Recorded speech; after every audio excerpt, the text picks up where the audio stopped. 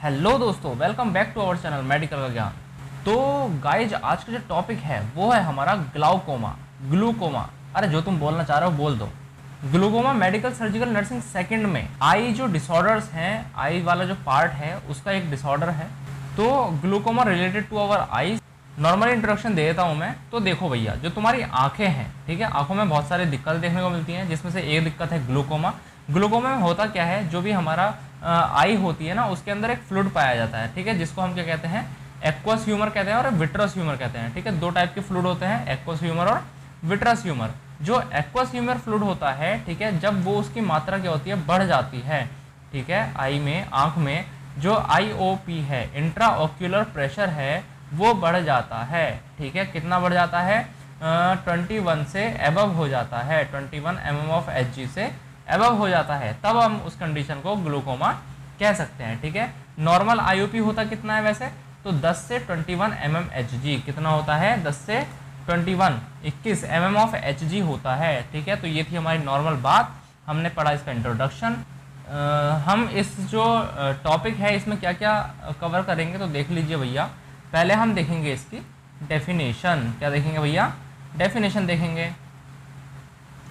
ठीक है, नेक्स्ट हम देखेंगे एटियोलॉजी, फिर देखेंगे पैथोफिजियोलॉजी, फिर देखेंगे clinical manifestation, diagnostic evaluation, management, complications, nursing management और भैया नर्सिंग डायग्नोसिस। तो वीडियो लंबा हो सकता है, जिसको वीडियो नहीं पसंद, लंबी वीडियोस नहीं पसंद, तो भैया वो छोड़ के जा सकते हैं, आपके लिए पूरी छूट है। ठीक है ना, मैं आपको इस चैनल पर डिटेल में पढ़ाता हूँ, वर्ड टू वर्ड पढ़ाता हूँ और हर चीज़ का मीनिंग बताता हूँ। ठीक है, तो अगर आप पढ़ना चाहते हैं मुझसे ही तो भैया सब्सक्राइब कर लो और बेल आइकन भी प्रेस कर लो, जिससे वीडियोस तुम्हारे पास आती रहेंगी। सबसे पहले तुम्हारे पास ही आएगी वीडियो, ठीक है, कहीं नहीं जाएगी, तुम्हारे पास आएगी। तो पढ़ने वालों देखो, फिर डेफिनेशन क्या है इसकी। Glaucoma is characterised as a disorder of increased IOP। Glaucoma क्या है, ग्लूकोमा एक ऐसा डिसऑर्डर होता है जिसमें क्या होता है, IOP बढ़ जाता है, इंट्रा ऑक्यूलर प्रेशर क्या होता है, इंक्रीज हो जाता है, degeneration of the optic nerve, और जो ऑप्टिक नर्व है वो डीजनरेट हो जाती है। ठीक है, और विजुअल फील्ड लॉस, और जिसकी वजह से क्या हो सकता है, जो भी हमारे देखने की क्षमता होती है वो कम होने लगती है, वो पूरी तरह खत्म भी हो सकती है। ठीक है, सीधी सी बात है कि भैया ग्लूकोमा आई का डिसऑर्डर है, जिसमें होता क्या है, इंट्रा ऑक्यूलर प्रेशर बढ़ जाता है या फिर ऑप्टिक नर्व डैमेज होने लगती है, जिसकी वजह से जो भी विजुअल हमारे देखने की क्षमता है, ठीक है, विजुअल फील्ड है, वो क्या हो जाता है भैया, लॉस हो जाता है। ठीक है, कम होने लगता है धीरे धीरे। तो इतनी बात समझ आई।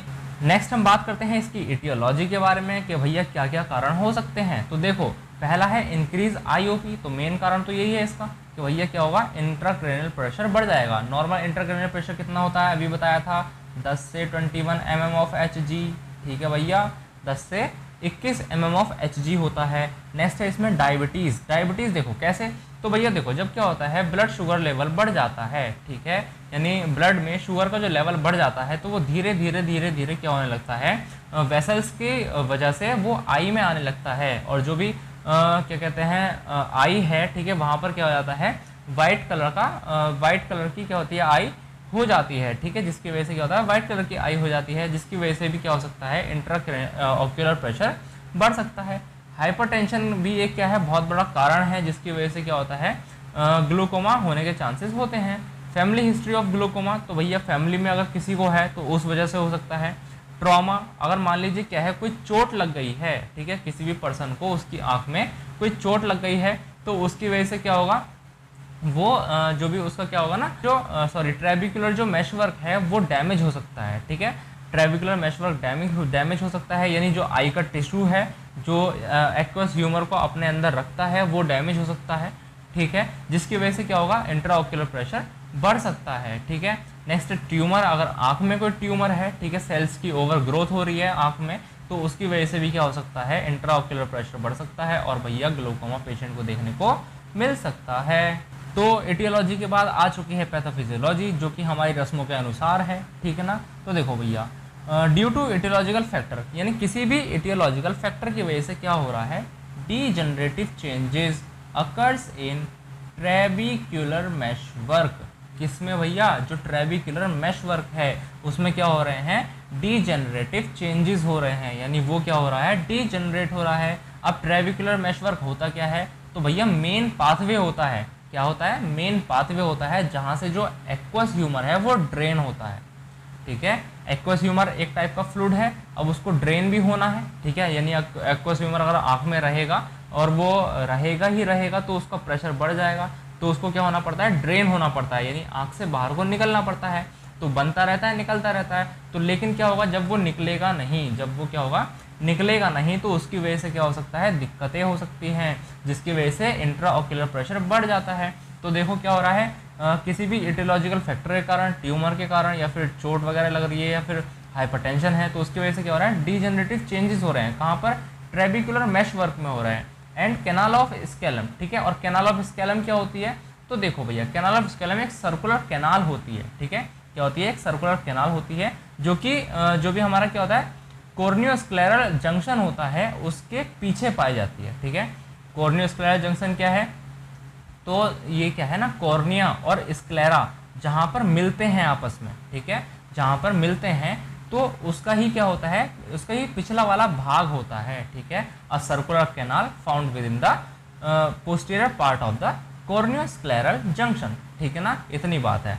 तो क्या होता है भैया, कैनाल ऑफ स्केलम, तो एक क्या होता है, जंक्शन होता है किसके बीच में, कॉर्निया और स्क्लेरा के बीच में एक जंक्शन होता है, जिसमें क्या होता है, उसका जो पोस्टीरियर पार्ट होता है, ठीक है, उसको हम क्या कहते हैं, कैनाल ऑफ स्केलम कहते हैं, ठीक है। अब देखो इसकी वजह से क्या होगा, जब ये दोनों डीजनरेट हो जाएंगे या डीजनरेटिव चेंजेस इनमें होगा, तो इसकी वजह से क्या होगा, कॉस्ट माइक्रोस्कोपिक ऑब्स्ट्रक्शन, जिसकी वजह से क्या होगा भैया, ऑब्स्ट्रक्शन होगा, यानी बहुत कम मात्रा में क्या होता है, छोटी छोटी मात्रा में क्या होने लगता है, ऑब्स्ट्रक्शन होने लगता है, जिसकी वजह से क्या होगा, तो aqueous fluid can not be emptied from the anterior chamber, जो एक्वस फ्लूइड है वो क्या होगा, एम्प्टी नहीं हो पाएगा, कहाँ से, एंटीरियर चैम्बर से, तो जिसकी वजह से इंक्रीज इंट्राऑक्यूलर प्रेशर, जो इंट्राऑक्यूलर प्रेशर है वो बढ़ सकता है, क्या हो सकता है, बढ़ सकता है, ठीक है। तो ये थी इसकी पैथोफिजियोलॉजी। तो एक बार और समझ लेते हैं पैथोफिजियोलॉजी होती क्या है या क्या है। तो किसी भी एटियोलॉजिकल फैक्टर के कारण क्या होगा, डीजनरेटिव चेंजेस होंगे, कहाँ पर, ट्रेबिकुलर मेशवर्क में और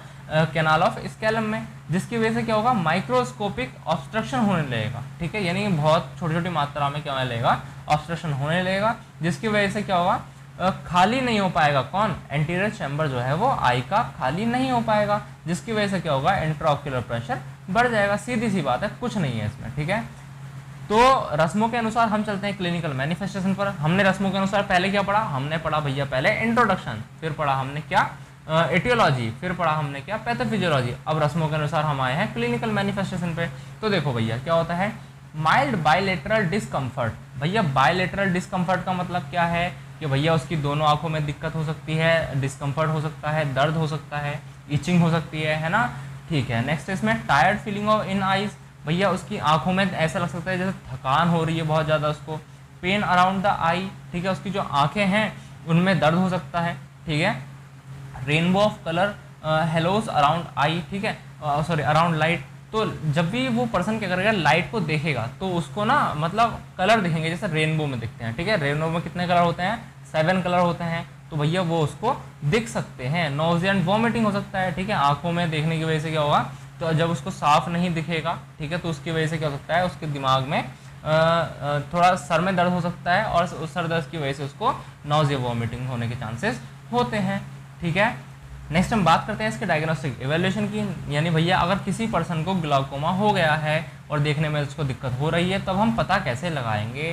तो एक डॉक्टर क्या करेगा, ठीक है, तो ऑक्यूलर एग्जामिनेशन करेगा, क्या करेगा, ऑक्यूलर एग्जामिनेशन करेगा, जिसकी वजह से क्या होगा, जो भी ऑप्टिक डिस्क है उसका पता चलेगा कि भैया वो सही है या फिर नहीं है, ठीक है। May reveal a pale optic disc, इससे ये पता चलता है कि जो ऑप्टिक डिस्क है वो हल्की पीली पड़ चुकी है, ठीक है। नेक्स्ट है इसमें गोनियोस्कोपी। गोनियोस्कोपी क्या होता है, तो to study the angle of the anterior chamber of the eye, ठीक है। गोनियोस्कोपी हम क्यों करते हैं, ताकि हम आई का जो एंटीरियर चैम्बर है, ठीक है, उसके एंगल को हम क्या कर सकें, चेक कर सकें, ठीक है, उसके एंगल को हम देख सकें, स्टडी कर सकें उसके बारे में, ठीक है ना, ठीक है। नेक्स्ट है इसमें टोनोमेट्री। तो टोनोमेट्री क्या होता है, तो भैया देखो टोनोमेट्री का मतलब है, यहाँ पे जो इन्होंने दे रखा है तो ये चीज़ क्या है ना, गलत है। टोनोमेट्री में हम क्या करते हैं, आईओपी यानी जो इंट्रा ऑक्यूलर प्रेशर है उसको डिटरमाइन करते हैं कि भैया इंट्रा ऑक्यूलर प्रेशर जो है बढ़ा हुआ है या फिर नहीं है, ठीक है। तो आप इसको इसकी जगह लिख लीजिए डिटरमाइन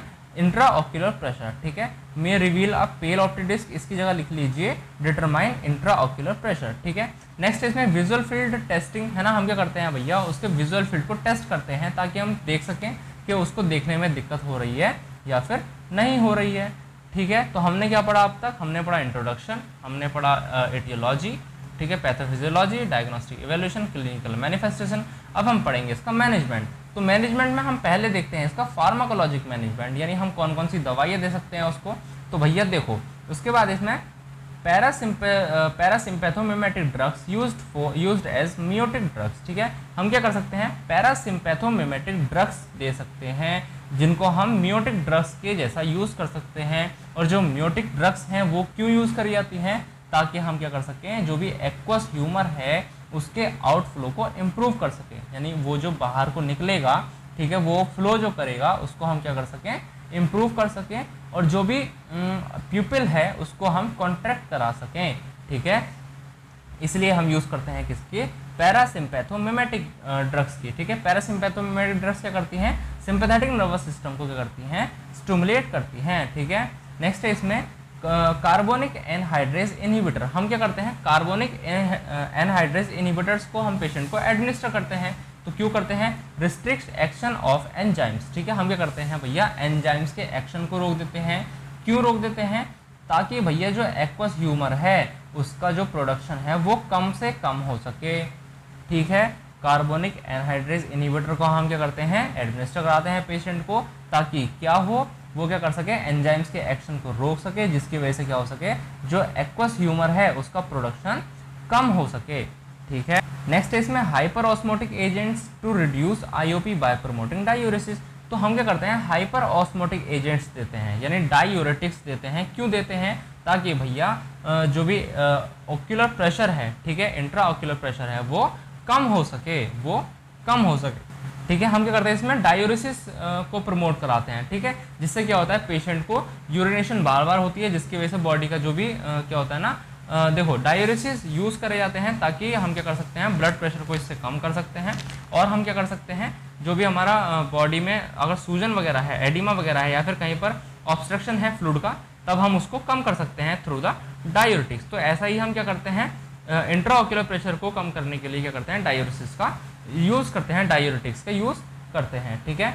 नेक्स्ट है इसमें बीटा एड्रीनर्जिक ब्लॉकर्स। हम क्या करते हैं, पेशेंट को बीटा एड्रीनर्जिक ब्लॉकर्स का यूज़ करते हैं पेशेंट के लिए, ठीक है। क्यों करते हैं, तो देखो इसमें non selective may reduce production of aqueous humour, ठीक है। हम क्या करते हैं भैया, इससे हम क्या करते हैं, जो भी एक्वस ह्यूमर का प्रोडक्शन है उसको हम रोक देते हैं, कम कर देते हैं, ठीक है। बीटा एड्रीनर्जिक ब्लॉकर्स, जब नॉन सेलेक्टिव जो ब्लॉकर्स होते हैं जो उनको एडमिनिस्टर कराए जाते हैं, उनका काम होता है कि भैया जो भी प्रोडक्शन है किसका, एक्वस ह्यूमर का, वो क्या हो सके, कम हो सके। और जिसके बाद क्या हो सके, जो भी एक्वस ह्यूमर है उसका आउटफ्लो भी अच्छे से हो सके। तो इसलिए हम बीटा एड्रीनर्जिक ब्लॉकर्स का यूज़ करते हैं, ठीक है। नेक्स्ट हम बात करते हैं इसके सर्जिकल मैनेजमेंट के बारे में। तो भैया सर्जिकल मैनेजमेंट क्या होगा, तो पेरिफेरल आयरिडेक्टमी हम कर सकते हैं, ठीक है। पेरिफेरल आयरिडेक्टमी, नाम से समझो, पेरिफेरल आयरिडेक्टमी, आयरी यानी आयरिस को क्या कर देना, रिमूव कर देना, ठीक है। Excision of a small portion of iris, ठीक है, whereby aqueous humour can bypass pupil. तो हम क्या करते हैं भैया, जो भी आयरिस होती है उसमें हम क्या कर देते हैं, एक स्मॉल पोर्शन को हम उसके रिमूव कर देते हैं, जिसकी वजह से क्या होता है, जो भी एक्वस ह्यूमर है वो उसके थ्रू बाईपास हो सकता है, ठीक है। ये क्या है, ट्रीटमेंट ऑफ चॉइस है। अगर कोई आपसे पूछता है कि भैया ग्लाउकोमा का या ग्लूकोमा का जो भी treatment of choice, surgical treatment of choice क्या है, तो आपको क्या बताना है, पेरिफेरल आयरिडेक्टमी, क्या बताना है, पेरिफेरल आयरिडेक्टमी, ठीक है। नेक्स्ट है इसमें ट्रेबिक्यूलेक्टमी। ट्रेबिक्यूलेक्टमी क्या होता है, तो भैया देखो, partial thickness scleral resection with small part of trabecular meshwork removal and iridectomy. देखो इसमें क्या होता है, पार्शियल थिकनेस स्क्लेरल रिसेक्शन, हम क्या करते हैं, स्क्लेरा में हम क्या कर देते हैं, एक छोटा सा हम क्या कर देते हैं, उसमें इंसिजन कर देते हैं या फिर कट लगा देते हैं with a small part of trabecular meshwork और हम क्या करते हैं, जो ट्रेबिकुलर मेशवर्क होता है उसको भी हम रिमूव कर देते हैं, जिसकी वजह से क्या हो सकता है, जो भी उसका इंट्राओक्यूलर प्रेशर है वो कम होने के चांसेस होते हैं। ठीक है, देखो कहाँ पर हो रहा था ऑब्स्ट्रक्शन, तो ट्रेबिकुलर मेशवर्क में हो रहा था, है ना। ट्रेबिकुलर मेशवर्क क्या होता है, एक बाईपास होता है जिसके थ्रू क्या होता है, एक्वस ह्यूमर ड्रेन होता है। तो भैया हम अगर इसी पार्ट को क्या कर देते हैं, इसका थोड़ा सा पार्ट हम निकाल दें, ठीक है, तो इससे क्या हो सकता है, जो भी हमारा प्रेशर होता है, इंट्राओक्यूलर प्रेशर होता है, वो कम हो सकता है। और किसके थ्रू हो सकता है, जब क्या होगा, ड्रेनेज होगी, ठीक है, किसकी, जो भी एक्वस ह्यूमर है उसका ड्रेन होगा, तो उसकी वजह से क्या हो सकता है, ये सारी चीज़ें हो सकती हैं, प्रेशर कम हो सकता है। ठीक है, नेक्स्ट है इसमें लेजर आयरिडोटोमी। ठीक है, लेजर आयरिडोटोमी का मतलब क्या होता है, तो मल्टीपल टिनी लेजर इंसिजन्स। इसमें हम क्या करते हैं, टिनी लेजर इंसिजन्स करते हैं, यानी हम क्या करते हैं, छोटे छोटे कट लगाते हैं, कहाँ पर, किसमें, आइरिस में। और कैसे लगाते हैं, लेजर के थ्रू लगाते हैं। ठीक है, किसके थ्रू लगाते हैं, लेजर बीम के थ्रू लगाते हैं। ठीक है, कहाँ पर, आइरिस में, टू क्रिएट ओपनिंग्स, ताकि क्या हो, वहाँ पर ओपनिंग बन सके, जिससे क्या हो, जो एक्वस ह्यूमर है वो फ्लो उसका हो सके। ठीक है, जो एक्वस फ्लूइड है उसका फ्लो अच्छे से हो सके। ठीक है, तो ये था हमारा मैनेजमेंट। ठीक है, बात करते हैं इसके कॉम्प्लिकेशंस के बारे में। उम्मीद करता हूँ मैनेजमेंट समझ आ गया होगा आपको। तो कॉम्प्लिकेशन क्या है, uncontrolled IOP that can lead to optic atrophy and total blindness. देखो भैया क्या होगा, अगर इंट्राओक्यूलर प्रेशर बहुत ज़्यादा बढ़ जाता है और हमारे कंट्रोल से बाहर हो जाता है, तब हम क्या कर सकते हैं, और तब क्या हो सकता है, तो ऑप्टिक एट्रोफी हो सकती है, यानी जो ऑप्टिक नर्व है वो कैसी हो सकती है, वो सिकुड़ सकती है, जिसकी वजह से क्या होगा, ब्लाइंडनेस हो सकती है। तो नेक्स्ट है इसमें नर्सिंग मैनेजमेंट, यानी एक नर्स क्या कर सकती है उस पेशेंट के लिए, ग्लूकोमा वाले पेशेंट के लिए।